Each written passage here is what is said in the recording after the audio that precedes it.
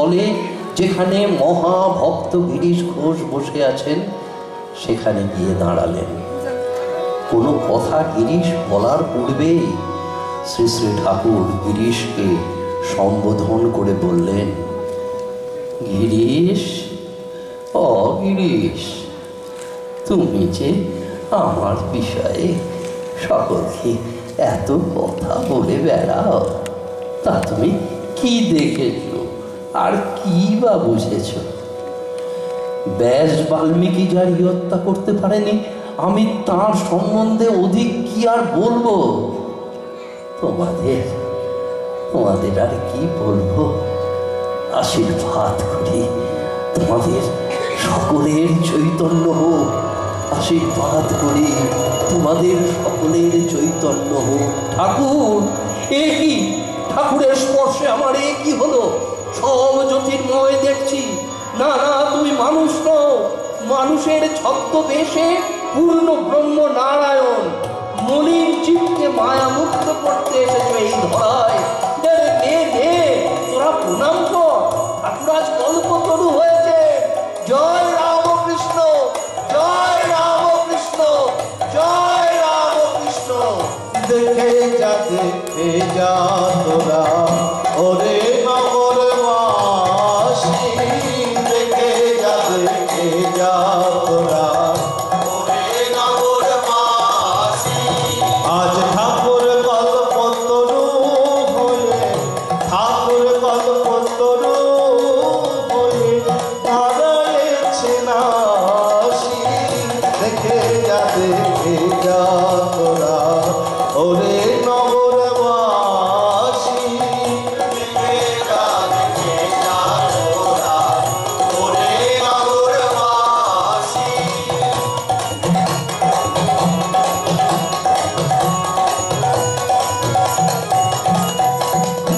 যে কামনা মনে আছে চেয়ে নে ঠাকুরের কাছে, যে কামনা মনে আছে চেয়ে নে ঠাকুরের কাছে।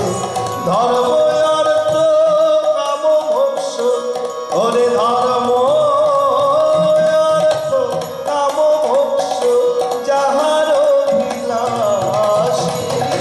দেখে যা দেখে যা তোরা ওরে নগরবাসী, দেখে যা দেখে যা তোরা ওরে নগরবাসী।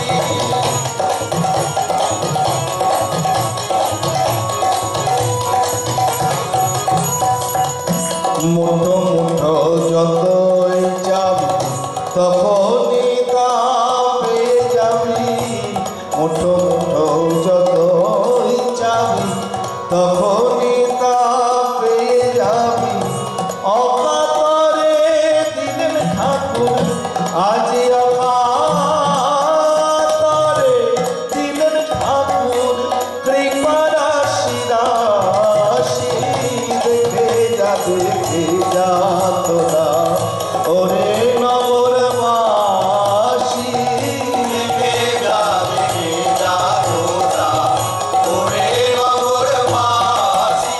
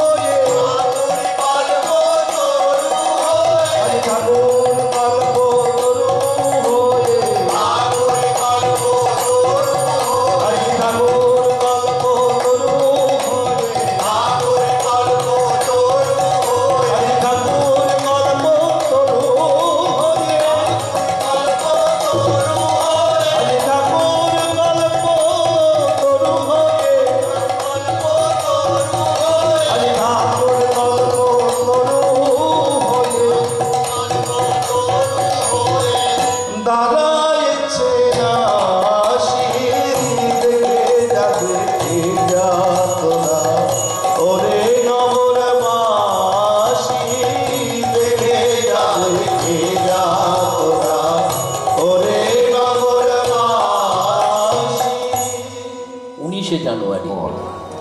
সেখানে উপস্থিত হয়েছিলেন নরেন্দ্রনাথ, নিরঞ্জন ও বুড়ো গোপাল। তাদের তিনজনের রামায়িত সন্ন্যাসীর বেশ। গেরুয়ার উজ্জ্বল অগ্নিবর্ণে তাপসদের অন্তরের বৈরাগ্য উজ্জ্বলতর হয়ে উঠেছিল। নরেন্দ্রনাথ বললেন, গোপাল সবাইকে গেরুয়া দিলে, নমস্কার করলে। উপস্থিতদের মধ্যে একজন বলেন, শ্রীরামকৃষ্ণ বলছিলেন কাপড় ছোট হয়েছে। গোপাল নরেন্দ্রনাথকে লক্ষ্য করে বলেন, তুমি কাছা দিয়েছ কেন? নরেন্দ্রনাথ ওই কথার উত্তর দেন না। তার অন্তঃকরণে তখন ভাবের মলয় পবন। নরেন্দ্রনাথ বলেন, একটা গান শুনুন। ঠাকুর শ্রীরামকৃষ্ণ নীরবে সব কথা শুনছেন। নরেন্দ্রনাথ তাঁর দেব দুর্লভ কণ্ঠে গান ধরেন, কবির দাসের গান।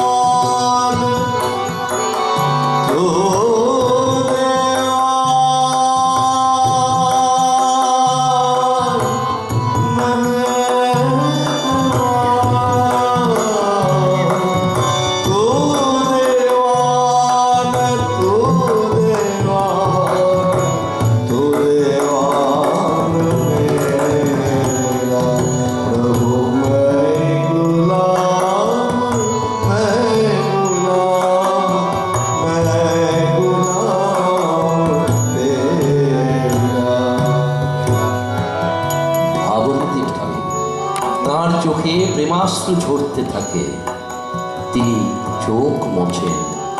ইতিমধ্যে নরেন্দ্রনাথের মধুর কণ্ঠ শুনে অন্যান্য সেবক ভক্তবৃন্দ ঠাকুর শ্রী রামকৃষ্ণের ঘরে উপস্থিত হয়েছিলেন। গানের সুরে ভাবে সবাই যেন আবিষ্ট। কিছুক্ষণ পরে শ্রী রামকৃষ্ণ বলেন, জানালাটা খুলে দে।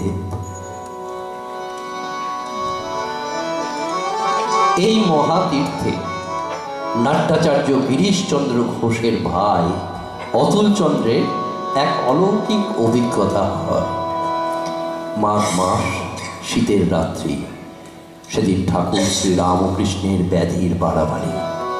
সেবকগণ অতুলকে অনুরোধ করেছিলেন বাগান বাড়িতে রাত্রি বাস করতে। অতুলের ছিল সূক্ষ্ম নারী জ্ঞান। তিনি বাড়িতে খাওয়া দাওয়া করে গভীর রাত্রিতে কাশীপুর বাগান বাড়িতে পৌঁছেছিলেন। ঠাকুর শ্রী রামকৃষ্ণের ঘরে উপস্থিত হয়ে তিনি সেবক শশীকে ছুটি দেন। নিজে ধীরে ধীরে পাখার হাওয়া করে মশা মাছি তারা। নিঝুম রাত, ঘরে বাতি জ্বলছিল। নিকটেই সেবক লাটু গভীর ঘুমে আচ্ছন্ন। ঠাকুর শ্রী রামকৃষ্ণের দেহ একটি পালাপোষে ঢাকা। কিছু পরে শ্রী অতুল করে দর্শন। প্রভুর গা ফুটে ওঠে উজ্জ্বল কিরণ। গাত্র আবরণ খানি স্বচ্ছ নিরমল। দেখা যায় গোটা অঙ্গ করে ঝলমল। শুনো বিবরণ, শুনো বিবরণ, কি হইল শ্রী অঙ্গের পটের বর্তন। শ্রীপ্রভুর এক অঙ্গ ভাগে আধা আধা। দক্ষিণাঙ্গে কৃষ্ণরূপ, বাম অঙ্গে রাধা। কৃষ্ণাঙ্গে নীলিমা কান্তি নয়ন রঞ্জন। রাধা অঙ্গ ঢল ঢল সোনার বরণ। রাধা অঙ্গ ঢল ঢল সোনার বরণ। দর্শক অতুলের ভয়ে দেহে ঘাম ঝরতে থাকে। কিছুক্ষণ পরে সেবক শরৎ উপস্থিত হন। ঠাকুর শ্রী রামকৃষ্ণ মুখের কাপড় খোলেন ও স্বাভাবিকভাবে কথাবার্তা বলেন। রামকৃষ্ণ কথা ও রামকৃষ্ণ কথা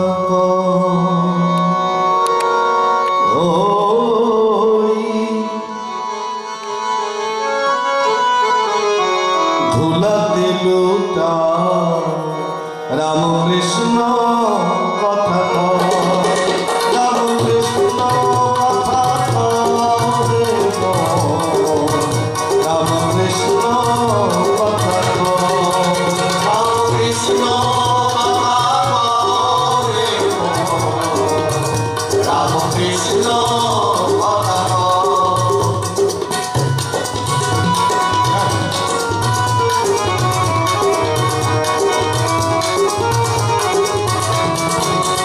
ওই চরণ দুটি আঁকড়ে বুকে, চরণ দুটি আঁকড়ে বুকে, তুলাতে দুটা রামকৃষ্ণ কথা রামকৃষ্ণ কথা রামকৃষ্ণ কথা।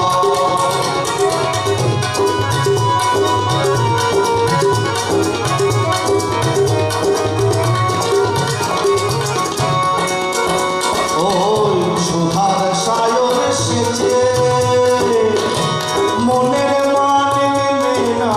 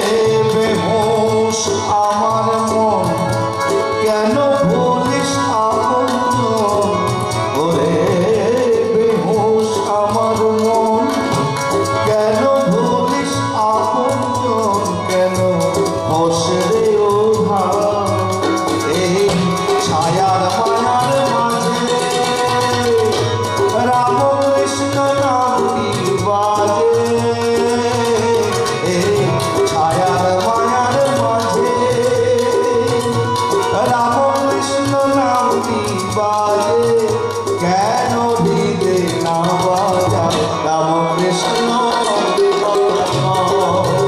রাম কৃষ্ণ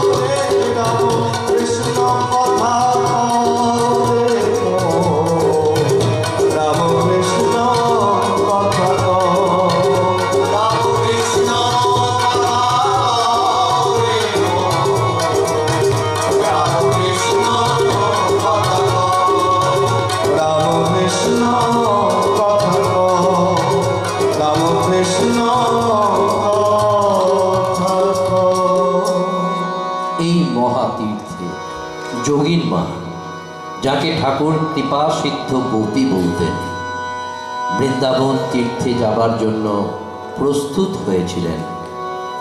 ঠাকুরের আশীর্বাদ গ্রহণের জন্য তিনি কাশীপুর বাগানে এসেছেন। ভোরেই তিনি বৃন্দাবনের উদ্দেশ্যে যাত্রা করবেন। তিনি দোতলায় ঠাকুর ঘরে যান। পূর্বরাত্রে প্রচুর রক্তক্ষরণের ফলে ঠাকুরের শরীর বিপর্যস্ত।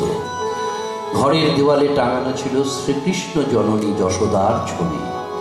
ঠাকুরের আদেশে সেবক ছবিখানা নামিয়ে তাঁর হাতে দেন। ঘরে কে একজন ফুল রেখেছিল। ঠাকুর সেই ফুল দিয়ে মা যশোদার পূজা করেন। পরে তিনি তাঁর শ্রীচরণ দুটি এগিয়ে দিয়ে যোগীন মাকে ইশারা করেন। প্রথমে যোগীন মা বুঝতে পারেননি, পরক্ষণেই তার ইঙ্গিত বুঝে মনের সাধে ফুল দিয়ে তিনি শ্রী রামকৃষ্ণের শ্রীচরণ পূজা করেন। শেষে তিনি ঠাকুরকে প্রণাম করে আসি বলে বিদায় নেন। অন্যান্যবারের মতো তিনি আবার এসো বললেন না। যোগীন মার মনে হয় রামকৃষ্ণ বপুতে আর কখনো দেখা হবে না, সেই কারণেই ঠাকুরের এরূপ আচরণ। মনরে মনয় আমার শ্রীরাম কৃষ্ণ শ্রীরাম কৃষ্ণ আপন মনে সদাই দেখুন শ্রীরাম কৃষ্ণ শ্রীরাম কৃষ্ণ মনরে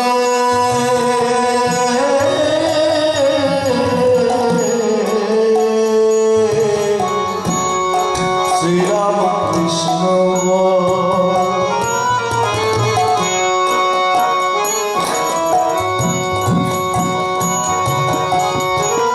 সদাই তারে ডাকবি বলে যাচ্ছিল তোর সবে সদাই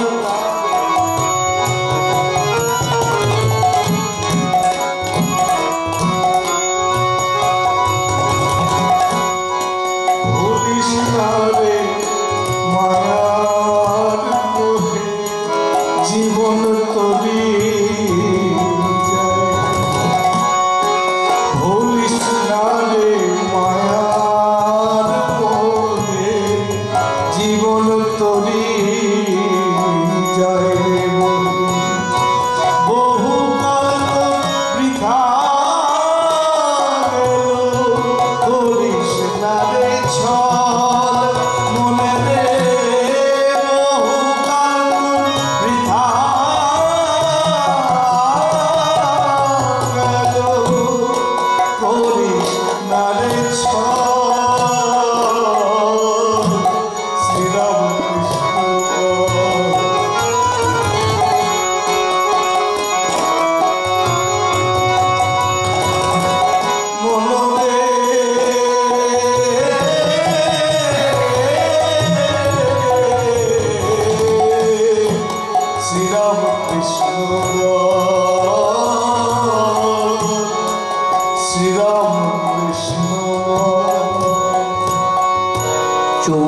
মার্চ শিব চতুর্দশী। নরেন্দ্রনাথ, কালীপ্রসাদ, যোগীন্দ্র, বুড়ো গোপাল, মাস্টার মশাই একত্রে গঙ্গা স্নান করেন। যুবক তাপসেরা যারা উপবাস করেছিলেন তারা শিব পূজার আয়োজন করেছিলেন। উৎসবের অঙ্গ হিসাবে ধূর্যটির বেশে নরেন্দ্রের রূপ হয় নয়নানন্দকর। অনুমান করা যেতে পারে শ্রীরামকৃষ্ণ তাকে এই বেশে দেখে খুব প্রীত হয়েছিলেন। সারা রাত পূজা জপ ধ্যান করার অভিলাষ। গোলমালে যাতে ঠাকুরের বিশ্রামের কোনো ব্যাঘাত না হয় সেজন্য বসতবাটির কিঞ্চিত দূরে পূর্বে অবস্থিত রন্ধনশালার জন্য নির্মিত একটি গৃহে পূজার আয়োজন করা হয়েছিল। কয়েকজন তাপস পূজা, ধ্যান, কীর্তন, নর্তনে প্রমত্ত। সেই সময় পুরুষোত্তম শ্রী রামকৃষ্ণ কি করছিলেন? সেবক লাটুর স্মৃতিচারণায় পায়, শিবরাত্রির দিনে ঠাকুর রাত ভোর শিব নাম শুনলেন। সেদিন নড়েন ভাই ধুনি জেলে কাশীপুরের বাগানে বসে গেল। সেদিন রাতে ঠাকুর বলেছিলেন, দেখ, শিব হচ্ছেন মহাযোগী, মহাজ্ঞানী, মহাপ্রেমিক, আবার মহাত্যাগী। সচ্চিদানন্দ সাগরের 3 গণ্ডূষ জল তিনি পান করেছিলেন, তাই তার নাম ভোলা মহেশ্বর। সুখদেব মহাজ্ঞানী, মহাপ্রেমিক, সন্ন্যাসীর রাজা। তিনি সেই সাগরের জল স্পর্শ করেছিলেন। আর দেবশ্রী নারদ দূর থেকে সেই সচ্চিদানন্দ সাগর দেখেছিলেন, তাই তিনি ভক্ত শ্রেষ্ঠ। সেখানকার এক কণা বাতাস জীবের গায়ে লাগলে জীব গলে যায়। দর্শন পর্শন তো দূরের কথা। এই কাশীপুর উদ্যানবাটি মহাযোগী, মহাজ্ঞানী, মহাপ্রেমী ও মহাত্যাগী শ্রী রামকৃষ্ণের পদধূলি ধন্য। এখানকার এক কণা বাতাস জীবের গায়ে লাগলে জীব গলে যায়, জীব গলে যায়। আমি বন্দনা করি পুণ্যলীলা ভূমি, যেথায় অন্তলীলা করে প্রভু আমার সঙ্গ করিলে তুমি।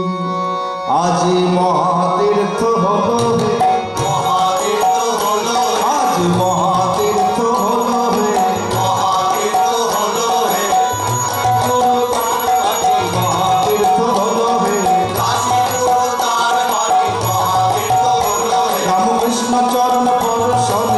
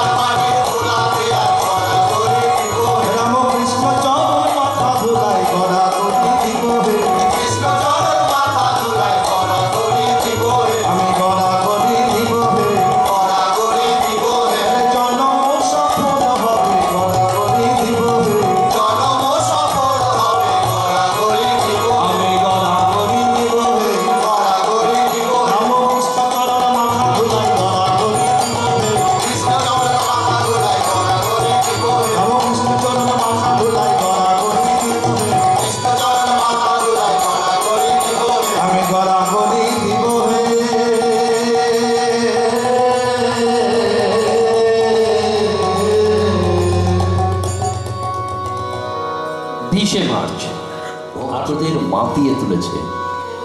উদ্যানবাটিতে হোলি খেলা জমে উঠেছে।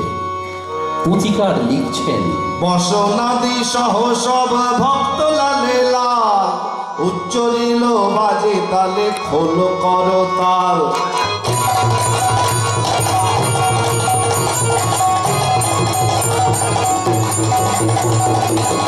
হরি বল।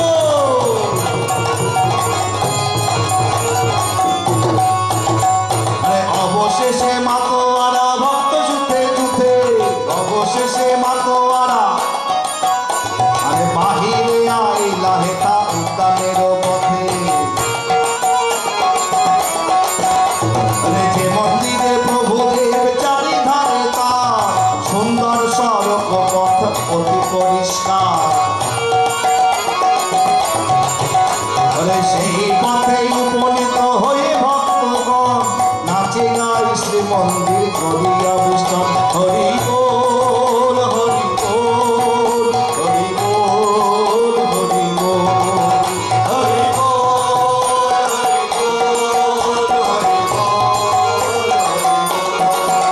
হরি বল হরি বল হরি বল হরি বল হরি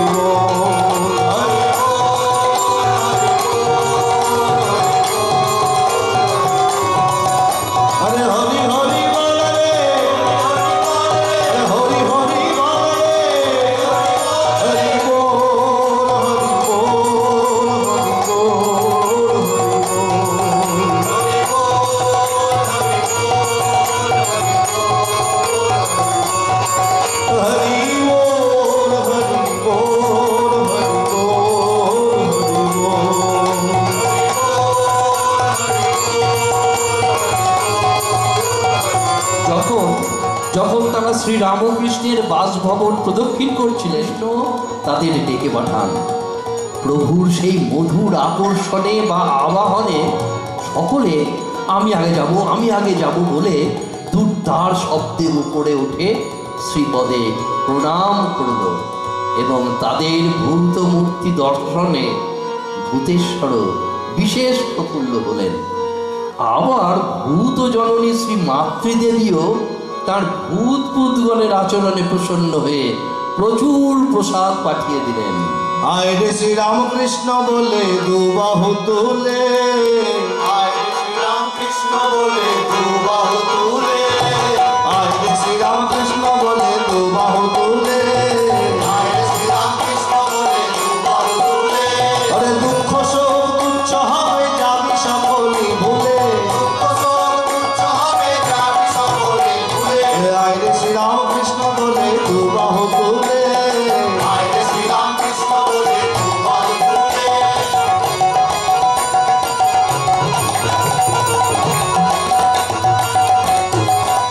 এমন ঠাকুর কে আছে তার কিছুই নয় মিছে, এমন ঠাকুর কে আছে তার কিছুই নয় মিছে।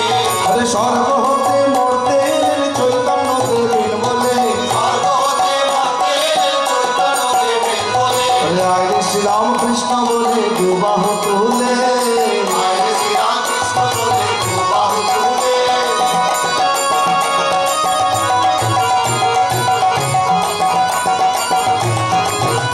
এমন নামের মহিমা পিছন ফিরে চেয়েও না, এমন নামের মহিমা পিছন ফিরে চেয়েও না।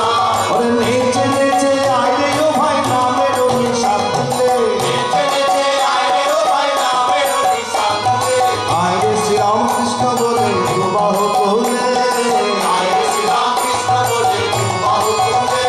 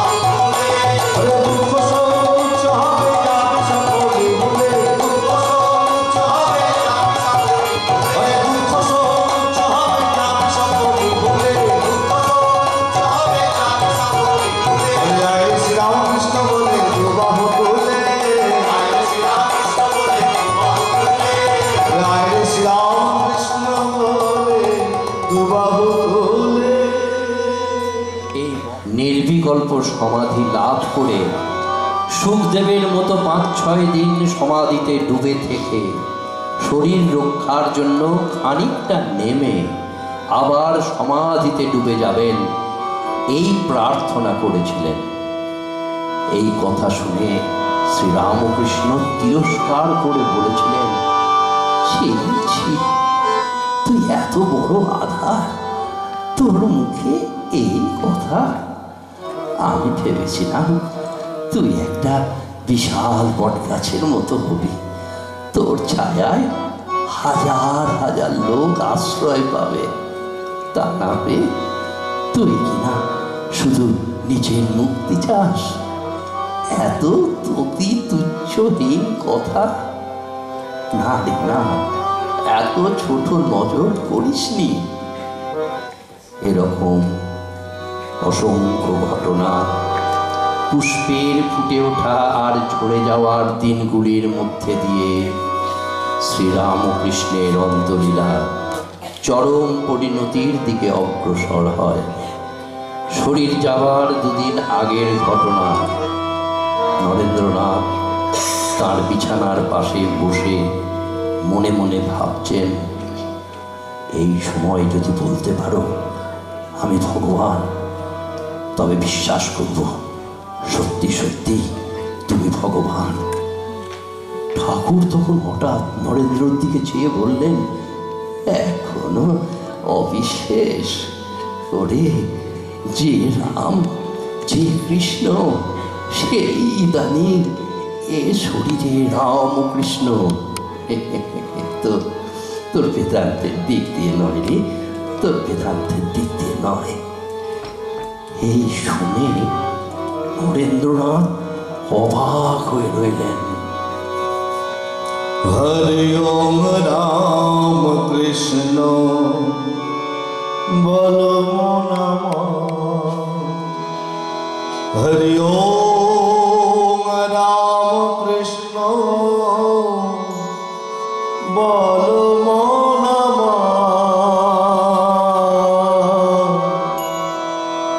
ত্রেতা যুগে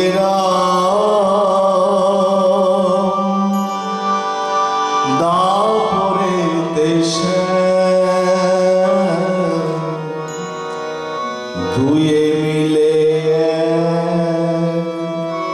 হলো রাম কৃষ্ণ নাম।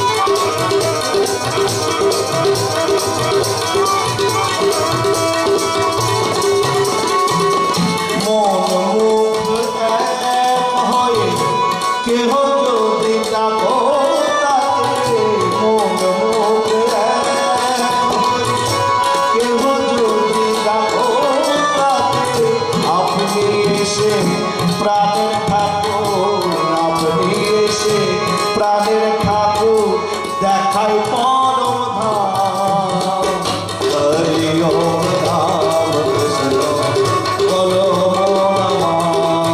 হরি ওম রাম কৃষ্ণ বলো ত্রেতা যুগে রাম তারপরে কৃষ্ণ দুয়ে মিলে এক হলো রাম কৃষ্ণ নাম জয় রাম কৃষ্ণ নাম জয় রাম কৃষ্ণ নাম জয় রাম কৃষ্ণ নাম জয় রাম কৃষ্ণ নাম ওম স্থাপনায়